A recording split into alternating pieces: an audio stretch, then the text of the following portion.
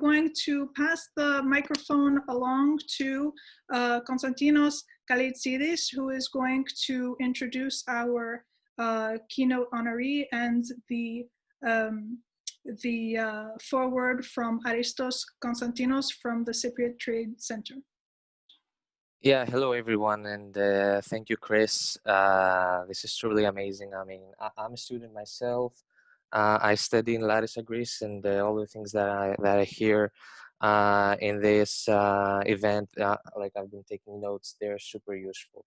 So in this keynote address, I will have the privilege to moderate. I would like to start by introducing the honorary Aristos Constantine, who is gonna give us the foreword to the keynote address. And then afterwards, we would have, of course, the keynote honoree, Despina Panayiotou Theodosiou. So the honorary Aristos Constantine is the Trade Commissioner of the Republic of Cyprus for North America. Mr. Constantine, you have the floor. Good morning to everyone. Constantino, again, thank you for the brief introduction. And let me begin by first recognizing the amazing work that Chris is doing with Foreword, but in particular how seamlessly and successfully she shifted this event to Zoom. Bravo. And of course, in turn, my own congratulations to this year's honoree, Despina Panayiotou Theodosiou. Given the importance of shipping to Cyprus, I'm also very eager to hear what she has to say. So, as I'm sure is the case for all of us, when I was first approached to give this address several weeks ago, I envisioned giving a very different talk. But the impact of the COVID-19 crisis, in my opinion, is not something that we can just gloss over. This is not just a temporary disruption, as many of the speakers in the previous panel have echoed. And it's not something we're just simply gonna get through to return to normalcy. This is a turning point, one that may reorder society in dramatic ways, for better or for worse. And in many ways it already has. And I think it will continue to change the world, the way we live, the way we work, and even the way we play in a fundamental way. Now, I'm not saying that everything that was true 3 months ago is all of a sudden no longer true. In many ways, the crisis has simply cast a spotlight on existing problems, deficiencies, inefficiencies that were not being addressed. And on the other hand, it's fast-tracked positive trends and changes that have been long in the making. One good example from Cyprus, and I think my friend Konstantinos Goutras, the Consul General from Greece, mentioned it as well, is the adoption of e-government and our move towards full digitalization.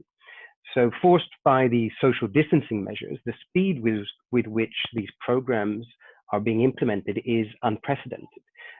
Procedures that would have taken years to prepare and implement are now being completed and going live in a matter of weeks. This pandemic, I think, has revealed a simple truth. Many of the policies and changes that we've long said were impractical or even impossible are all of a sudden possible.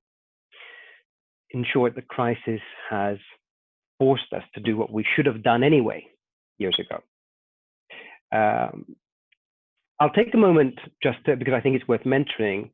Both Cyprus and Greece have been recognized as examples for successfully handling this pandemic. We acted very early and with resolve, and it has resulted, fortunately, in very low infection and death rates compared to most of the world. But be that as it may, the economic impact is going to bring an array of new challenges. Particularly in the short to medium term, but some are going to stick around for longer. And even as we gradually reopen, there's going to be residual fear and pervasive uncertainty. And much as is the case in almost every country, we're faced with a very difficult road ahead. We're looking at high levels of unemployment, reduced spending and consumption, an inevitable downturn in construction and real estate, restaurants, bars, coffee shops, have all been hit in an unbelievably hard way. But travel and tourism will undoubtedly continue to suffer the worst. And that's something that is of significant concern, both to Greece and to Cyprus. It's a significant part of our GDP, and unemployment in those sectors is going to be disproportionately high. Now, efforts are being made to try and minimize the damage. And the regional partnerships that we forged in the preceding years is really coming into play. Cyprus, Greece, and Israel have been discussing a travel pact and are examining the creation of a safe tourism zone, if you like. And meanwhile, Greece and Cyprus have already agreed to collaboratively introduce incentives for package trips to stimulate travel between the two of us, and possible joint actions when the pandemic subsides to attract foreign visitors. But the harsh reality is that anything dependent on travel or high contact touch services is going to take a major hit, at least for the next 12 to 18 months and likely much longer. And I think our approach to tourism may have to change and be adapted to a new reality. But once again, we've long been aware, in Cyprus at least, of our overdependence on mass tourism from too few markets. So going back to what I said earlier, this is, again, the crisis has simply shone a light on existing things. I guess the core of what I'm trying to convey is that although by necessity a lot of the thinking has been reactive, I firmly believe that this is the time for us to be proactive. The crisis presents an opportunity for us to take decisive and in many cases overdue actions to diversify and strengthen our economy, and to start generating employment and growth in new sectors.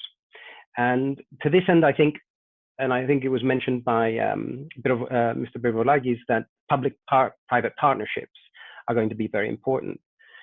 And we're already seeing that in Cyprus, where there's the start of innovation in our agricultural sector.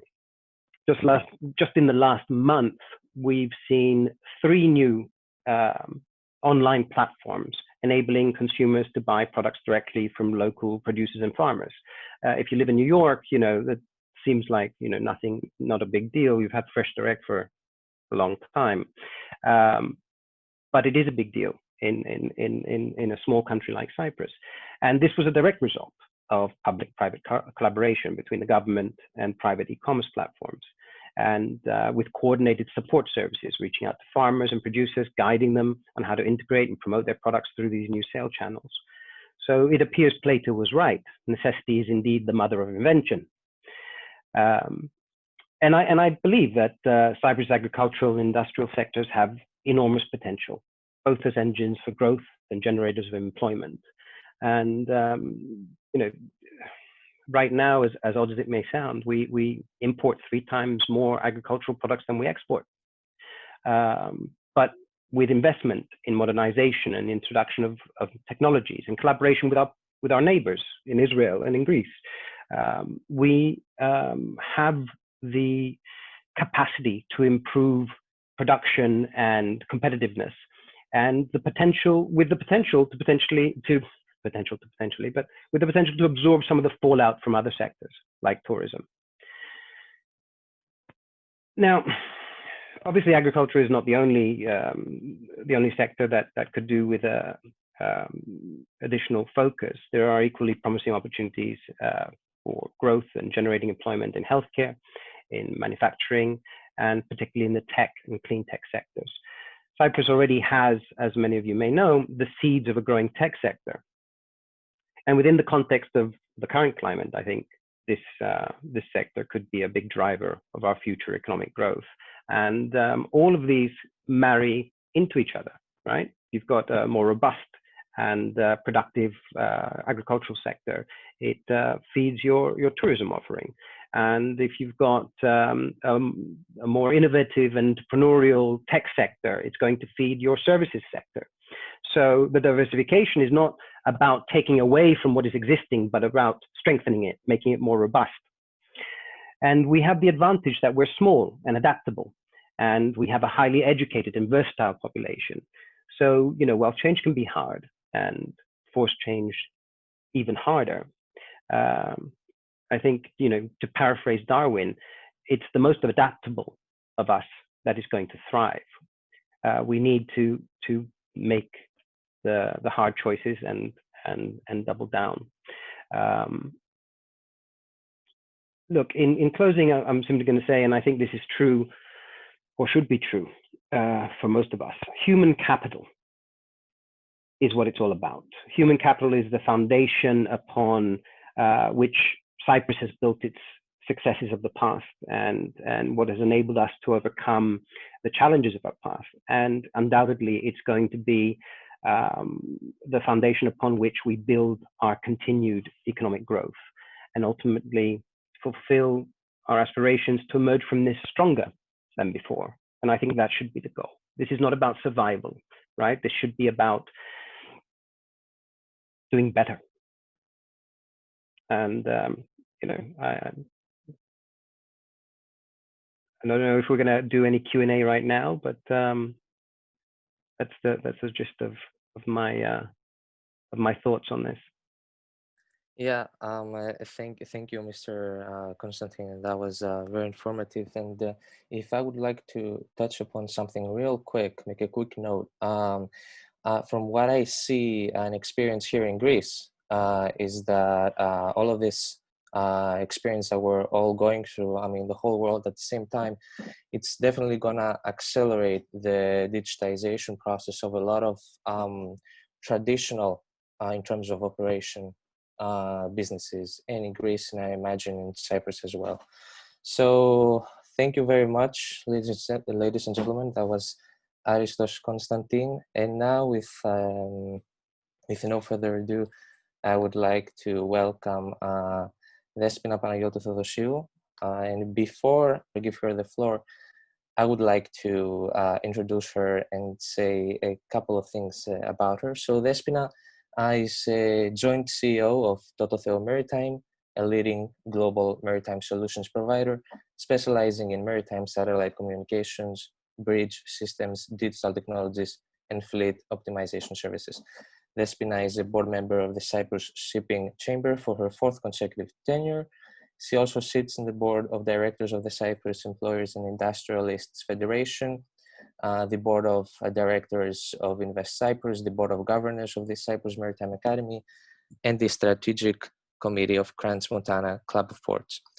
She's a founding member of WISTA Cyprus and served as its president from its start in 2011 until 2018.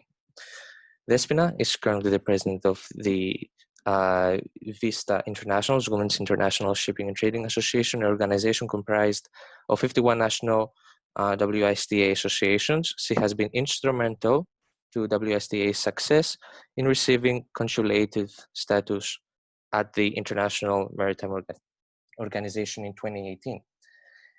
Leading international shipping publication Lloyd's List selected Despina as one of the top 100 most influential people in shipping in 2017, 2018, and 2019. In 2019, she was also named as the International Personality of the Year at the Lloyd's List Greek Shipping Awards. Despina was awarded the Best Strategic Communication Evkranti Award in 2019 for her communications policy, which is, according to the awards committee, characterized by transparency, valuable content, and consistency. Despina is a firm believer in diversity and inclusion in the workplace. She exhibits this practically in her workplace, and she regularly participates in panels and events around the world, raising awareness about these issues. And finally, she holds a bachelor's degree from the National and Kapodistria University of Athens and a master's degree from the Copenhagen Business School and the University of Oxford. Despina, it's great to be moderating this keynote address, and I think you have the floor now. Thank you so much, Costa, for the introduction. Kalimera to everyone in the US. Kalispera to everyone on our side of the world, in Cyprus or in Greece. It's a pleasure and a great honor to be here with you today. Even though our new reality means that we get to do this symposium virtually, indeed I hope that one day we will manage to meet in person. It was last year when I met Chris in New York, and she spoke to me about the initiative and its mission. It's so important to support the youth, to encourage students and young professionals, and provide the reassurance that while things are not easy, with education, with hard work, with persistence, and yes, with gumption as well, you can find the place that you deserve in business and in life. I'm really happy that Mr. Constantine went just before me, because he mentioned two words, adaptability, and I will also add agility, and you will hear these words being repeated in my comments as well. So I wanted to talk briefly about the link between innovation and business, and I will also try and do that taking into consideration the current crisis.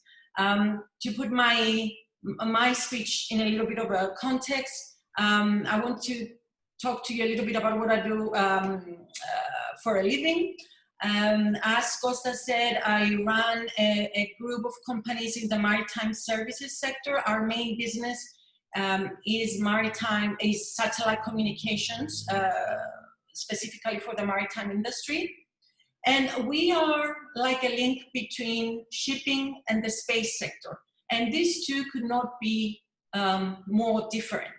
On the one hand, we have a millennia-old industry that is so crucial to the world. And on the other, a much younger industry that is making technological strides.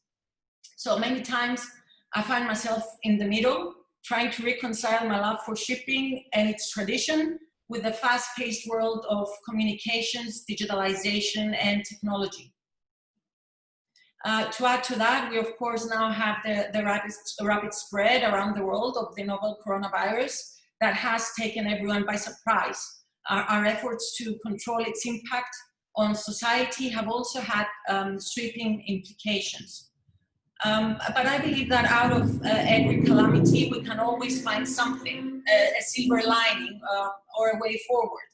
So while I'm going to focus on innovation in business in general, I will also hopefully show you how our newfound, perhaps, appreciation of innovation and technology can substantially help us. So we are all Greeks. I think one way or the other, we are connected to shipping. And perhaps you've heard that shipping is an industry with an old mind, kind of a stagnant industry. And I would like to dispel that myth right from the beginning. Shipping is not stuck on old-fashioned ideals and norms. Shipping has a history of change. It has been a versatile, evolving industry for at least 200 years, and it is still doing so. To put that into perspective very quickly, in Greece and Cyprus, we can date maritime mercantile trade back thousands of years. For example, you may have heard of the Carina ship, Tototheo της Κερίνιας, which is believed to have sailed around 300 BC. It's 2,300 years old and was salvaged a little over 50 years ago, and it's in good condition. It had a single sail, and archaeologists think that it was attacked and sank for its cargo. Sail power persisted onwards until we saw the advent of steamship, where a land-based technology, the steam engine, was adapted for sea and waterways. This was in the 19th century, yet we had the age of steam for a mere 100 years. Then in 1912, depending if you're looking at military or if you're looking at merchant ships, so we'll go with merchant shipping. In 1912, the age of oil-powered shipping was created, and we use that much until today. The ages of steam and oil have been barely 100 years long each, and now we find talk of wind again, as well as research into new fuels, including electricity as a power source for ships.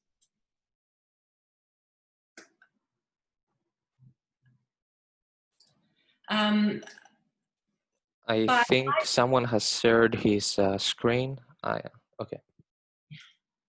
But my point is that we are seeing, and we have seen, significant change. Now, on top of this, and due to the invention of electricity, we have the ability to communicate with ships. First, we had the long-wave radios, then came satellites, radar, and then more sophisticated navigation aids, along with the ability to survey and create better charts. So we have seen change, rapid technological change over the years. We have seen shipping go from sailing to steam to oil to gas and electricity power through battery, fuel cells, and even back to wind power, as I said. We have seen navigation evolve from the classic astral navigation and paper charts to GPS and ECDIS. We can track and watch ships rather than wave them off as they sail over the horizon. That is a lot of change. That is a lot of technological change, and it is not stopping. In fact, it is speeding up. Innovation is vital to the creation of value in any industry. And a key part of the ability to find success with innovation is to be agile. The advent of data collections, analysis, and therefore improved decision-making is a fundamental example of this. Innovation has been created by people, either academics or by entrepreneurs that gave their teams the room to work with new ideas. Innovation comes from a need to find a new answer to an old problem, or a quick answer to a new one. Innovation can be seen everywhere. It does not have to be a big thing. It could be how one person in the pandemic lockdown needs to find a way to work from home, needing to adapt to homeschooling and with no desk space. The current response to this crisis is showing how quickly all of society has had to respond. While it is alarming that such a pandemic should be able to sweep across the world, leading to half its population being in some kind of lockdown or restriction, we have now seen global leaders, whether we agree with their solutions or not, reacting in the face of a global disaster. And this should be noted when we come to further tackle the battle against climate change and global warming. We now know that if the will is there, then there is a way to find global and universal acceptance. What we need to do is move in a direction that demonstrates that. Shipping relies on global trade. It is the servant of trade and will always need to adjust itself to meet demand. There's a lot of talk whether following the pandemic, we will have a global depression or not, but this leads us to rethink about how we utilize the natural environment. This means we need to think more about things in a circular economy.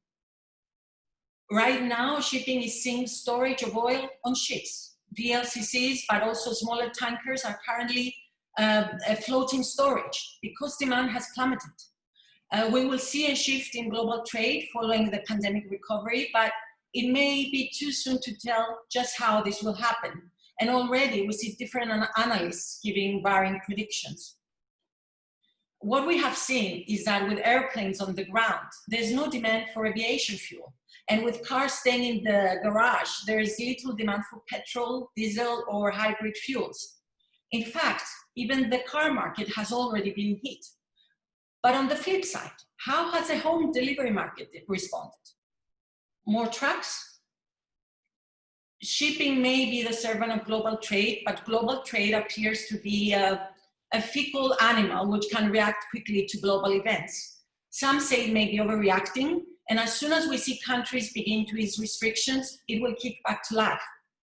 That may be the case, but it is far too early to say if this is true.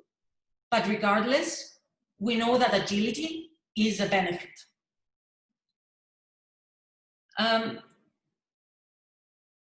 Going back to shipping, shipping needs to be robust because we are going to be a necessary industry for a long time to come.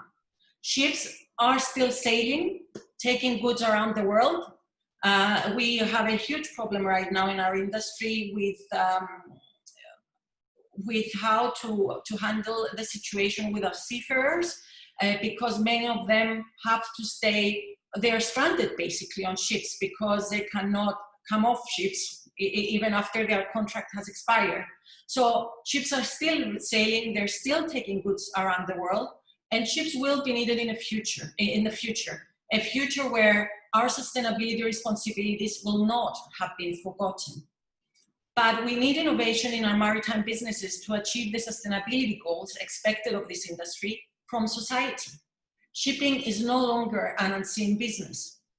It is connected and it is increasingly accountable. Countries have growing maritime clusters working on ideas for increased technology services, and startups have become part of the current structure of what was once seen as a conservative industry. We talk about startups in other industries, but in shipping, we've only seen startups in the last perhaps 3 or maybe 4 years, not before. It is a changing industry, as I mentioned, 200 years of change. And it has been changing fast in recent years due to increased connectivity and data collection services. The impact of the coronavirus response remains unclear. Still, it is due to this connectivity, this data ability, and this growing acceptance of agility that will help it rebound quicker than it would have done had this pandemic happened in 2008, for example. I heard a reference recently to a quote made by Warren Buffett in 2001 when the internet bubble burst. Only when the tide goes out do you discover who has been swimming naked. What he was referring to was the inability of companies to appreciate their risks and being caught short when crashes happen. We saw it again in 2008, and we're seeing it now in 2020. But this time, things are different. This time, we have the advantage of better technology, an ongoing drive to build a sustainable circular economy, and the push to react quicker to climate changes. These will continue, and these risks will still be there once the coronavirus reaction dies down and we return to whatever normal will be. Technology and innovation are clear pathways to the future where we're more adaptable, resilient, and sustainable. To be sustainable means, of course, environmental sustainability. It means social sustainability, but also economic sustainability. Our economic sustainability is now being tested, but because we have been working on the other 2 legs of this definition, I feel positive of our ability to come out of this stronger, more innovative, a more driven industry, one which now has fully embraced technology and the benefits of innovation. This applies to other industries and the whole of society. We are facing enormous challenges, but we know that we can do this. The choice is ours. We have a duty to look at the whole picture, and that picture includes making sure we have a view of the future, all possible futures, including those potential outcomes if we do not do the right things. People say that we cannot understand what we're able to do until we're forced to exceed our comfort zone. And that has proven to be true. The pandemic is profoundly affecting labor markets, economies, and enterprises, including global supply chains, leading to widespread business disruptions. Our response to it has become a societal testbed for many technological and other solutions. We may be comfortable with how things were, but we are now showing that we can rely on technology and innovation to drive the 3 pillars of sustainability and create a new future for us, our businesses, and our planet. Thank you very much. Thank you, Despina, Panayiotou, Theodosiou. That was a very insightful talk about the shipping industry and how it's managing right now in terms with the coronavirus situation, and also it was very informative how you talked about the past, the present, and the future. So before we wrap up this this keynote address, I would like to share a video about Tototheo Maritime. So I would like to ask for one moment. and then I'll give the floor back to Chris.